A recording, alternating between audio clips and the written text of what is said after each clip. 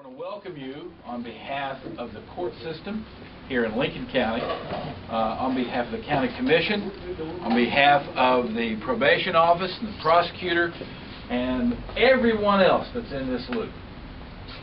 This is something that is not new. This is something that we have been building toward.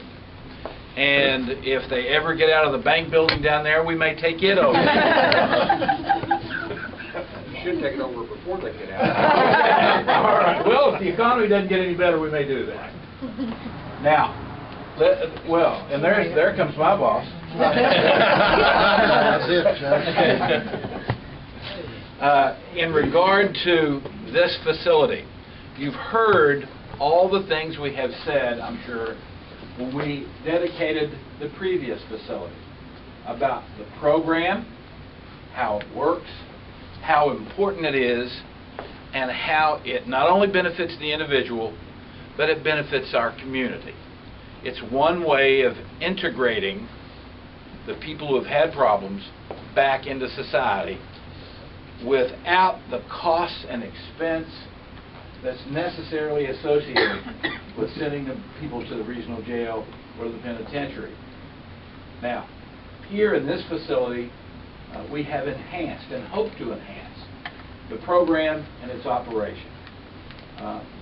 As you go through the building, see, this building is not only just bigger than the other building that we were in, we're able to offer many more things here than we could offer at the previous building. We can handle more people. We hopefully will increase, as a result of that, our level and degree of success. There are many people here on the program, and I want to that run this thing, and I want to introduce Jerry first off, because he's been instrumental in threatening people to get stuff accomplished here. And I knew that there was a lot of pressure being used when I asked Jerry how the waivers were coming, because he was having people sign off that they weren't going to do anything to us for all the pressure that was on. But now we've not only got things here, but we have things upstairs. And I have to admit, I haven't been upstairs yet, because they said when I did finally get to the second floor, that was probably as close to heaven as I was ever going to get. So, oh my, right, that was a joke. That was a joke. Joke? I don't know. Some people in the other room may not agree with me back there. All right, but I want to, as I say, welcome you. I'm going to ask Jerry to give just a few comments about what we hope to do by extending the programs that we already have into the future. Jerry. Thank you, Judge. First of all, I need to thank the County Commission for purchasing the building and making all this possible. We started out in a building that was less than 900 square feet, down where the stoplight used to be. Here we've been able to probably triple the size of our classroom. We've added individual offices for everybody. Home confinement, community services now down here, so we've centralized almost all of our community corrections, with the exception of the probation officers. We all work very closely together. It's been wonderful. We're adding more classes. We have more substance abuse classes now. We have parenting classes. We have 12-step classes, anger management. You know, I don't know where we're going to go next, but it seems like we have been building and building over the last few years.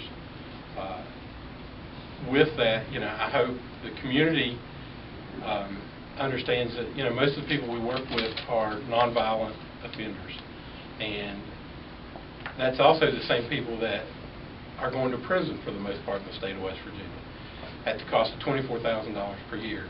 We're able to do much more with much less. So, that's exactly how my wife speaks about me. How she was able to do so much more with so much less. You know, I hope that we continue to do well. If you have any concerns, please let me know, and we will do whatever we can to make sure those concerns go away. Hopefully we'll continue to grow, and with the support of people like Judge Hope, Judge Thompson, and the commission, Mr. McCann and the others, as well as the Supreme Court. Your turn to speak to the crowd. I'll say a few things. I'm a former professor. Give me a subject and 2 minutes, I can talk. I'll give you a little kind of worldview here. I just got back from a meeting with the National Board of the Justice Center of the Council of State Governments. And we were hearing some of the progress and lack of progress nationwide. One interesting term that you're going to hear a lot of, because these terms become trendy, something called justice reinvestment. Little we know that when we were inventing community corrections back in the late 90s and the first part of this century, that we were involving ourselves in something called justice reinvestment. What that means is that the county commissions found that their jail bills went down, and then county commissions anteed up more money to support community corrections, and they found that they invested wisely because most of the jail bills have continued to stay down from the level they reached in most counties. Some counties not so, but most counties that's the case. This program's been a very good program. It's had imagination. It's had the strength of all the branches working together. You don't get that in every county, and you especially don't get that in every state. Many states didn't take community corrections the way we took it. But I'll be the first to tell you that when Judge Gahn and the Northern Panhandle, Jim Lee, and you guys of course know, probation officers, and I started putting together some ideas about community corrections, we were making it up as we went along. We had some guide, but we didn't really know exactly what we were doing. We took it seriously about community. And what that meant was that we thought they should rise from the community, that there should be boards and there should be people buying in, etc. Very few states did it that way. Most states simply told the Division of Corrections that there's going to be another section in their division called Community Corrections, and go put it around the state. And so with the cutbacks that have happened, counterintuitively enough, what they've cut back are community corrections programs, which of course makes the overall budget be bigger because these people are not going to jail and prison. Doesn't make sense. But just to tell you, just a number in West Virginia, we have, well actually we have about 1,700, but I use easy math, 1,500 we had about a year ago, and I was telling this. 1,500 people on community corrections and drug courts. If you figure half more or less would be in jail and half more or less would be in prison, because the drug courts, a lot of those guys are in prison. Let's do the round numbers. It's $20,000 a head, because it's about 24 to 26 for prison. It's about 16 or so for jail. So let's say it's 20,000. That's $30 million that would be spent on these guys. 1,500 inmates, potential inmates, $30 million. What are we spending? Well, it's a little bit here and a little bit there, but the whole total is about $8 million for all of it. And they are actually paying some of that out of their own pockets. Or they're doing it through community projects around and helping the counties not have to pay people to cut the grass or pick up the litter or whatever. So what's happened in other states is their community corrections programs have collapsed, and also the drug courts won't work with community corrections projects. And in this state, we have day report centers often being the cornerstone of the drug courts, and they're being mutually used. There they get all high and mighty about separation of branches, and they won't let these people go looking. So everything they do is more expensive, and they haven't seen the return that we've had. So it's been a real success. And the main thing is, look, let's be honest, there's nobody in this room that hasn't been touched by at least a drug dealer. You know, some family member, some guy that's a friend of yours, somebody who's otherwise a pretty good fellow, but he's got these Joneses for the wrong inebriant. He didn't go with booze, he went with something else. And as a result, I think people are getting healed up.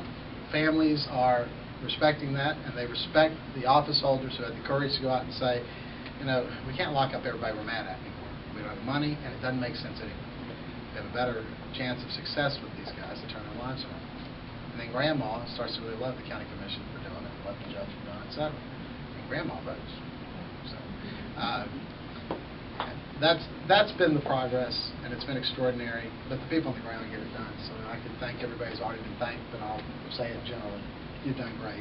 The legislature backing this early and continuing to put it in there and adding that $3 or $4 million a year, that's been excellent to make it happen. And we thank you. We really thank everybody here. That's why I dashed down here today to be part of this, because this is one of the real highlight programs. The Logan County, Boone, Lincoln, Little experiment has been extraordinary, and it's really worked out well. So thanks.